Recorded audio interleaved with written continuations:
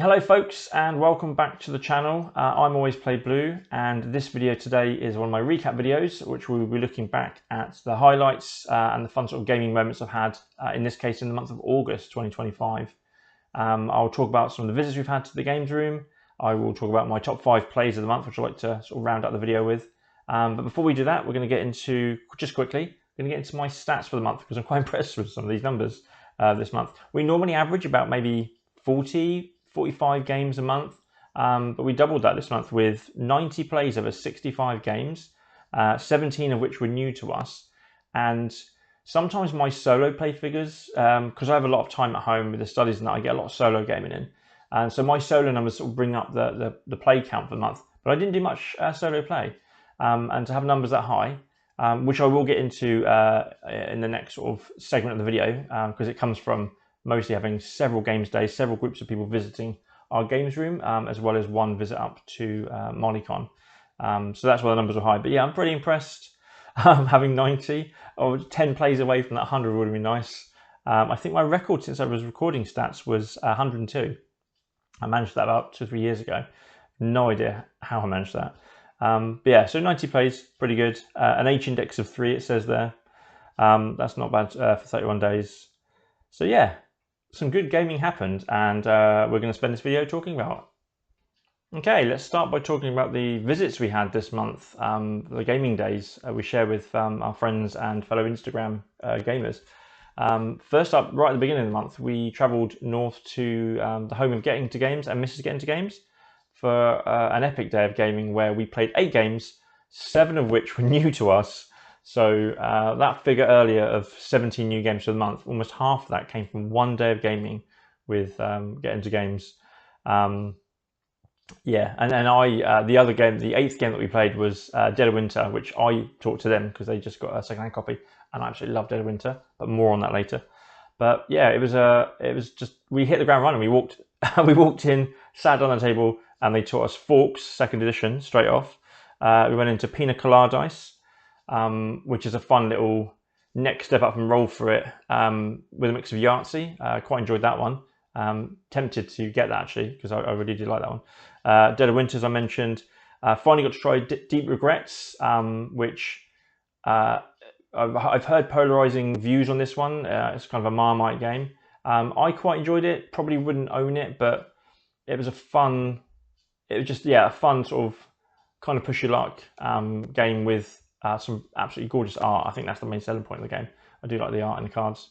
Finally got to try Zuvardis, and that's a fantastic game. Not one I'd own again. I think you really need to play this with the right people. And we had our 4-player game. This was a lot of fun as we sort of made little alliances, and then GetIntoGames screwed me over right at the end with a nice little play to take the win by just so few points. But yeah, you really do have to have the right group of people to be understanding of how the game works, so that you're against everyone, but you need to help people to get what you want. And the trading of special abilities, the ones where they're your powers but you can't use them, and you have to kind of use those as a bribe to get other people to help you. It's a clever little thing, and that was a really good game. We played Fractured Sky, which is an Ivy Studios game, and I understood what I was doing. I understood the rules and that, but I didn't have a strategy for that game at all. But you're basically sort of bidding on different areas around the board secretly, and then trying to win these moon shards. And I think I was trying to be too clever with my faux bluffing, and I don't think anyone was paying attention to me. So I bluffed nobody, perhaps only myself.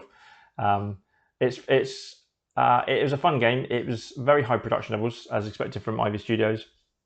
Definitely a game I wouldn't own, but if someone had that out again, I would definitely play it again, because it's very tactile and very nice to play with the sort of the magnets and the tokens and all the plastic pieces you put on the board. So yeah, that was quite good. And then my list has gone away. What do we do next? Oh, Shallow Sea. Oh, Shallow Sea, that was fun. Another game, completely understood the rules, but couldn't get my head around. It might be a case of, we did learn a lot of games, but this was the 6th game we learned. And I couldn't get my head around the scoring mechanics and sort of the way that they have to work with the tile placement of when you're trying to score them, and then there was times when I just needed one colour fish and it was not coming out, so I was taking other fish I didn't want, and that was making things difficult to score in other places. I think it's a really good game. I can see its potential. I didn't hate the experience. I don't have negative thoughts towards the game. I can see its potential. I just don't think it's for me, because I think it's just too much going on with so many different scoring things, trying to keep all that, spinning all the plates basically at the same time was a bit much. And then we ended the day with Middle Ages, which I've been wanting to try for a while. And that's a kind of King Domino, but with a lot of take that in it. I've seen people online complain about the take that, saying it's a bit of a mean game, but I think it handles it well, because it's not people picking on you, it's the mechanics are picking on you as such. So you can see the potential of different players. If they take certain tiles, you can see what's going to happen, and it's up to you to kind of defend against that. So if they place something that steals from a player with the lowest amount of one of their columns of tiles, you can see ahead of time that that's going to be you. So they're not like constantly picking on the same person just because you're in the lead and stuff like that. It's kind of open information about how these things are going to trigger. But I really enjoyed it. I spent the whole game hoarding the the 1s and 5s coins, because I had the lowest score, and I just thought it'd be funny just to steal all the, to hoard all the 5 coins, to the detriment of the other players who were trying to do change and stuff. Yeah, really liked it. And once again, another game I wouldn't own and put on our shelves, but I would absolutely jump to play that if the opportunity came up. So that was our first games day of the month. Then we had 2 of our D&D friends over for a game day. We got to play. I got to teach them Aeon's End War Eternal. We picked up a copy of the Aeon's End games at a Board Game Cafe birthday last year, and we got the normal base game of Aeon's End, and they picked up War Eternal. So they hadn't got around to learning it in the months between. And I love Aeon's End. Me and my wife play it quite a lot, and so I was eager to teach them. So they brought their copy rounds, and do you know what? You'd think that if someone brought a game round for you to teach them their copy and they hadn't punched it, that would be irritating. But it was so nice, because we just got the box opened up and started going through all the components while I was sort of getting the rules together and asking them for this deck of cards, I need this deck of cards to set up the game and that. And it was a lot of fun just doing that little process as we were getting things ready. The game was okay. We got our butts kicked by the Nemesis, and I've always wanted to try 4-player. I don't think I'll ever play it at 4-player again. It slows the game down, because the Nemesis still gets 2 turns on a round, but each player only gets 1, whereas in a 2-player game, you both get in 2 turns each, and sometimes you can play that quite tactically. You can set up, like, if you haven't been revealed as the turn order in Aeon's End is brilliant, because it's just randomised every sort of set of rounds with a deck of cards. But you can plan it so if you have the Nemesis player 1, Nemesis player 1, player 2 then knows that they got 2 turns in a row, so you can really sort of plan ahead and put the cards down, because you're going to trigger, you're guaranteed to trigger straight away before anything else interrupts you. But in 4-player, it would just like have them a turn, and then if you went first in a round, you've got 5 other turns between the other players and the Nemesis, and then those 5 people could go again before your next turn. So you could have 10 turns in between your 2 turns, and it kind of drags. We had fun as a 4-player. We got our butts kicked collectively as a team, and I did suggest to our friends to take the game back and definitely try it 2-player, because it's even better at 2. But definitely wouldn't play it 4. We played a couple of other small card games for that day, and then we ended the day with they also brought Vast, the Mysterious Manor, which I wasn't expecting, and I didn't know how to play. None of us knew how to play, so we kind of learnt it out of the box, and that was probably that was the last game of the night, and it exhausted us. We were halfway through, and it was so much. The rule book isn't brilliant, I don't think, and it drained us, because we were constantly on almost every person's turn. It was like, oh, hang on, I need to check if I can do something, and trying to find it in the rule book. We were all on BGG online looking up rules questions for the whole game, and it just wasn't very satisfying. And I've been wanting to try that game for a long time since I got into gaming. But yeah, that's and I know people enjoy it, and that's fine. Vast is not a game for us, and I don't think we'll ever play that again. But other than that, we had a really good game of day with our friends. And then right at the end of the month, the last weekend of the month, we had BoardGameFamilyUK and BoardGamingWithFamily. I hope I got that right. And they came down to visit us for, again, another epic gaming day. We played a lot of small box card games. Let me just get the list up. Where are we? Yes, we played Flip 7 is becoming my go-to. I think everyone that's visited us over July and August, I've opened with Flip 7. I reviewed that earlier this week, gave it full marks. I think it's a fantastic game and it's a great game for non-gamers. It's so easy to teach, and it's also just the perfect opener to a games day, which is why I keep using it. Then we went into Rebirth, and that was only our second 4-player game of Rebirth since we first learnt it, and enjoyed that. We played the Scotland map. Then I brought out Potato Inferno, which is an early Kickstarter I got way back, and it's just it kind of came out around the time of like everyone trying to sort of copy things like Exploding Kittens, and it's just a card game where you're adding potatoes that raise the temperature. You're trying to get to 100 but not go over it, and if you can't get it below 100 on your turn, it's a hot potato and you're out.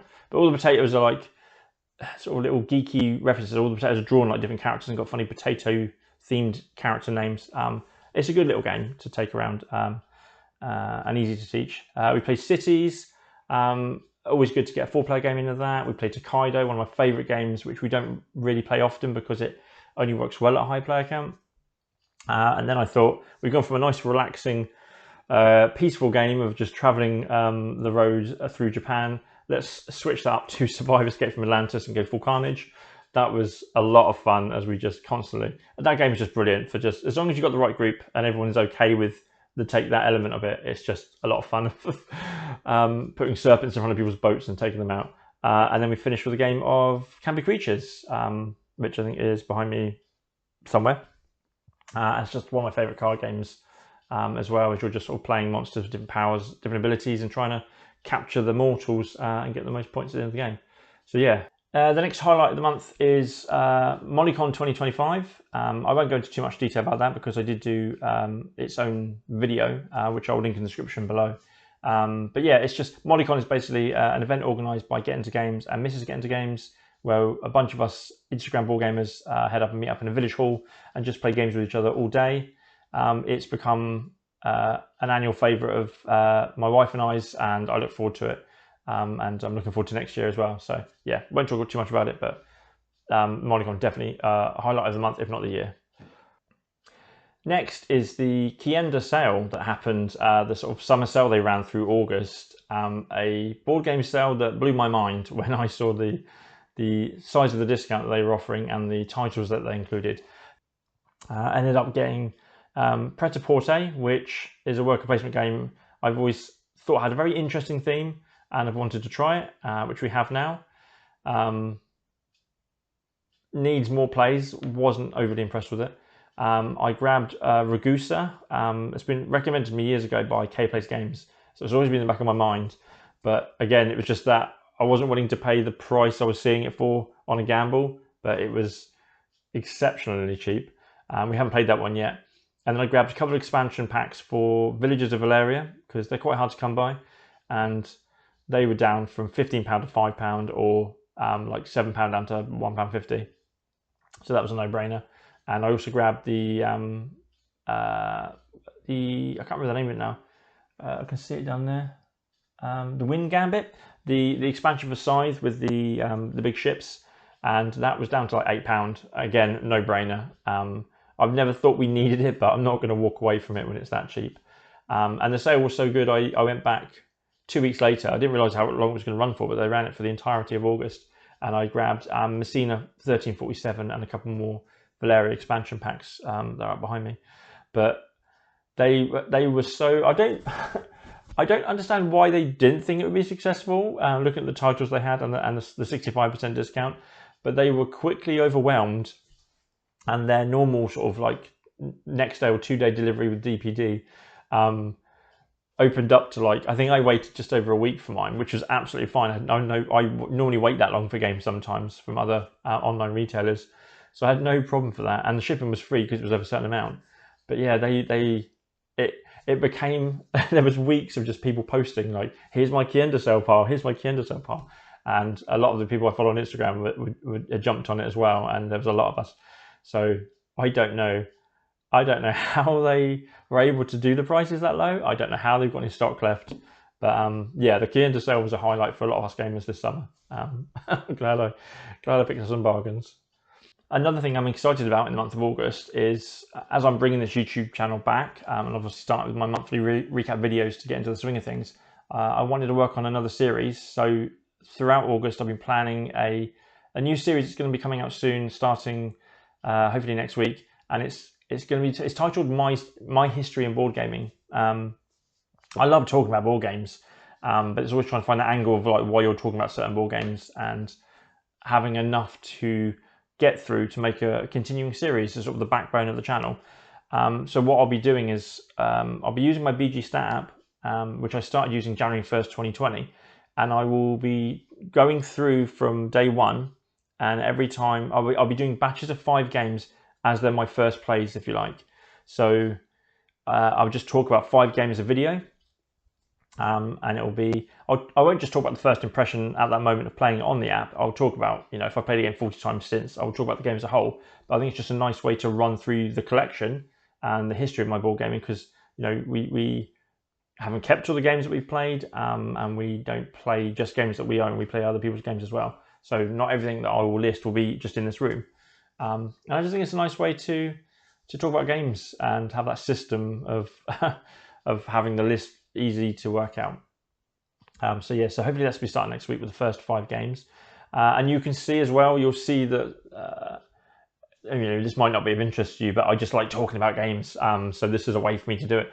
But you'll see as well the growth of me and my wife as gamers. As I was making the list, I was sort of, the clumps of 5 games are very much games that we consider very light games, very non-gamer games, and they'll grow. So it was a lot of small box card games and the games you would probably find in Waterstones and in Tesco's.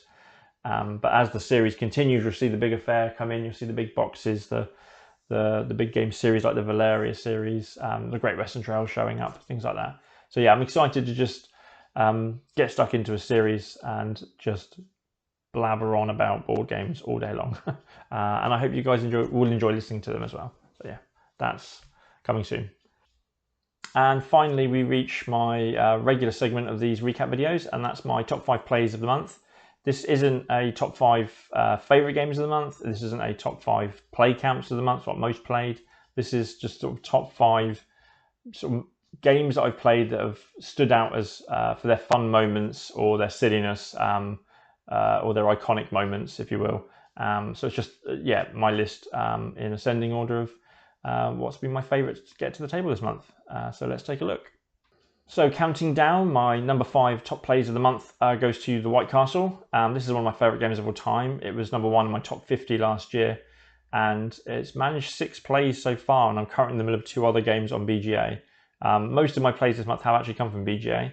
The game works quite well on the app. I did manage 2 plays in real life, one with the Matcha expansion, which I like, but I don't think I play it with it every time. It does add extra turns and the extra green dice, the extra bridge. But I find it just spreads me too thin. I prefer the 9 turns, the kind of tightness of the game more. But I do like playing it, so we kind of rotate in. We play a game with it, a game without it. But yeah, it remains a top game. It's no doubt going to be in my top 10 at the end of this year. And it's nice to be able to play a lot more 4-player games, although it works so well at 2, and I love it at 2, and I don't feel like I'm missing out at 2. It's nice to be able to get those higher player counts in to enjoy it as well, and I'm getting a lot of that now. So that's my number 5 of the month. My number 4 top player of the month has been Arkham Horror LCG. This is a series that I started getting into a couple of years ago, and my wife didn't really click with the series, so it started to become just a solo experience for me, which was fine. I was really enjoying it, playing through the first 2 campaigns on my own, sort of double characters. But she gave it another go at the beginning of this year, and for whatever reason, I think she didn't like the characters that she was picking up originally, but she went in with Nathaniel Cho, one of the starter investigators, which I think are designed for new players because you don't have to deck building like that.